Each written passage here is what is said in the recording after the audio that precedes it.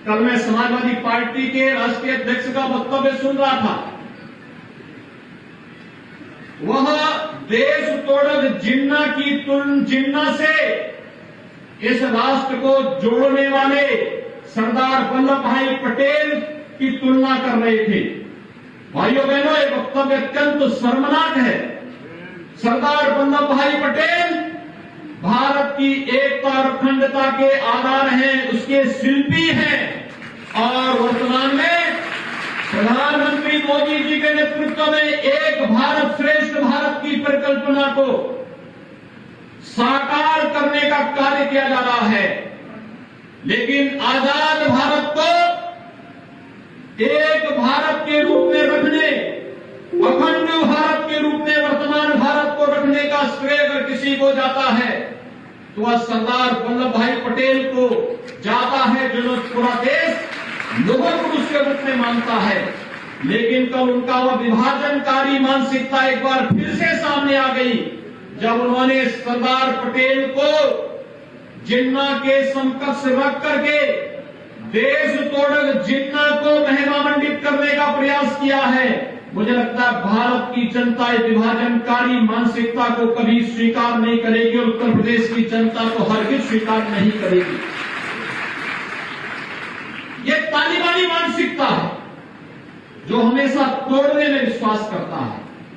पहले सामाजिक तालिबानों को जाति के नाम पर और तमाम अन्य वादों के आधार पर तोड़ने की प्रवृत्ति, और जब अपने मंसूबों पर सफल नहीं हो रहे हैं तो महापुरुषों पर लांछन लगा करके पूरे के पूरे समाज को अपमानित करने का प्रयास हो रहा है।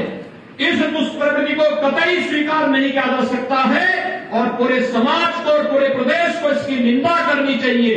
समाजवादी पार्टी के राष्ट्रीय अध्यक्ष को अपने इस कृत्य के लिए प्रदेश की जनता से माफी मांगनी चाहिए, देश की जनता से माफी मांगनी चाहिए कि भारत की अखंडता के शिल्पी सरदार वल्लभ भाई पटेल का यह अपमान देश कभी स्वीकार नहीं कर सकता। उनका ये वक्तव्य इसलिए आया है क्योंकि विभाजन की उनकी प्रवृत्ति हमेशा रही है। वे चाहते ही नहीं थे किसी गरीब को मकान मिले, किसी गरीब को शौचालय मिले, किसी गरीब को रसोई गैस का कनेक्शन मिले, किसी गरीब को बिजली का कनेक्शन मिले, किसी गरीब को 5 लाख रुपए की सहायता स्वास्थ्य के लिए बीमा कवर मिले। और भाइयों बहनों, आपने देखा होगा कोरोना कालखंड के दौरान ये सभी नेता कोरोना के दौरान, सपा हो, कांग्रेस हो, बसपा हो, ये सभी लोग कोरोना के दौरान होम आइसोलेशन में थे, घर से बाहर नहीं निकले थे। गरीब जनता के पास जाने की बात तो दूर, अपने स्वयं के पदाधिकारियों के घर में भी नहीं गए। और जब उनके नेता स्वयं होम आइसोलेशन में थे तो उनके पदाधिकारी और उनके कार्यकर्ता भी होम आइसोलेशन में पड़े हुए थे। भाइयों बहनों, ये होम आइसोलेशन में पड़े हुए इन राजनीतिक दलों के नेताओं को चुनाव के दौरान भी होम आइसोलेशन में जरूर भेजना, क्योंकि जो आपकी संवेदना के साथ खड़े नहीं हो सकते, आपके सुख में आपके साथ आपको बधाई नहीं दे सकते और आपके दुख के साथ आपके साथ अपनी संवेदना नहीं जोड़ सकते, तो फिर वे इसी प्रकार से गरीब को, वंचित को, दलित को, अति पिछड़े को, समाज के उस हर एक तबके को, वो किसी जाति, किसी मत, किसी मजहब का क्यों न हो, उसकी पीड़ा के साथ कभी खड़े नहीं हो सकते।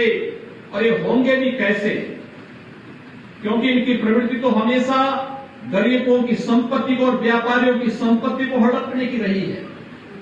इनको पीड़ा इस बात के लिए नहीं होती थी कि किसी गरीब की संपत्ति को कोई माफिया कैसे हड़प रहा है। इनको पीड़ा तब होती है जब प्रदेश सरकार किसी माफिया के द्वारा हड़पी गई जमीन पर बुलडोजर चलाने का कार्य करती है, तब इन नेताओं को बुरा लगता है। लेकिन भाइयों बहनों, 2017 के बाद प्रदेश सरकार ने अपराध और अपराधियों के प्रति जीरो टॉलरेंस की नीति के साथ कार्य करना प्रारंभ किया। एक तरफ अपराधियों के साथ सख्ती के साथ निपटने का कार्य, प्रदेश में कानून व्यवस्था की सुदृढ़ स्थिति, सुरक्षा सबको, आस्था का सम्मान सबका, लेकिन शासन की योजनाओं का लाभ भी सबको, लेकिन कानून के साथ खिलवाड़ करने की छूट किसी को नहीं। और शासन की इस व्यवस्था का परिणाम है उत्तर प्रदेश तेजी के साथ हर एक क्षेत्र में आगे बढ़ता हुआ दिखाई दे रहा है।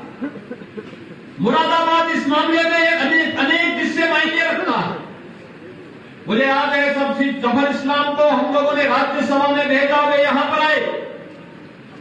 यहां के तमाम एक्सपोर्टर से जब उन्होंने बातचीत की, यहां के प्रशासन ने, यहां के जनप्रतिनिधियों ने जब इसमें रुचि ली, आज परिणाम है मुरादाबाद एक्सपोर्ट का एक हब बना है। यहां का प्राइस आइटम आज देश और दुनिया के अंदर उसकी एक नई पहचान है। लोग आज मुरादाबाद को छोटी छोटी बातों में तनाव होने वाले जनपद के रूप में नहीं, बल्कि अब जनपद मुरादाबाद एक प्रगतिशील जनपद बनने की ओर अग्रसर है, जो विकास की मुख्य धारा के साथ जुड़ करके हर एक नागरिक के जीवन में परिवर्तन लाने की पूरी बड़ी प्रतिबद्धता के साथ कार्य कर रहा है। भाइयों बहनों, हमें विकास को एक महत्वपूर्ण विकल्प के रूप में जनता के सामने प्रस्तुत करना होगा और जनता को भी ये मानना पड़ेगा कि विकास से ही उनके जीवन में परिवर्तन आने वाला है। ये विभाजन की रेखाएं खींचने वाले लोग आपका कल्याण नहीं कर पाएंगे। अपने परिवार के हितों के लिए सब कुछ करने वाले, प्रदेश के संसाधनों में लूट मचाने वाले लोग प्रदेश का हित नहीं कर पाएंगे, जनता जनार्दन के का हित नहीं कर पाएंगे। और इसीलिए आज जब मैं यहां पर आया था प्रातःकालीन सत्र में, आपने देखा होगा 72 पुलिस अधिकारियों का सफल प्रशिक्षण के बाद हम लोगों ने उन्हें डिप्टी एसपी के रूप में नियुक्ति अभी दी है। थोड़ी देर पहले उनको नियुक्ति भी प्रदान कर दी गई है। ये 72 पुलिस अधिकारी उत्तर प्रदेश पुलिस में जाकर के अलग अलग स्थानों पर प्रदेश के अंदर कानून व्यवस्था और सुरक्षा का एक बेहतर वातावरण बनाने में अपना योगदान देंगे। तो दूसरे कार्यक्रम में मुझे आना पड़ा है। दीपावली के ठीक पहले इतने बड़े पैमाने पर यहां पर आवास योजना का लाभ उपलब्ध करवाने का एक कार्यक्रम अत्यंत अभिनंदनीय कार्यक्रम है और मैं इसके लिए आप सबका अभिनंदन करता हूं, आपको बधाई देता हूं।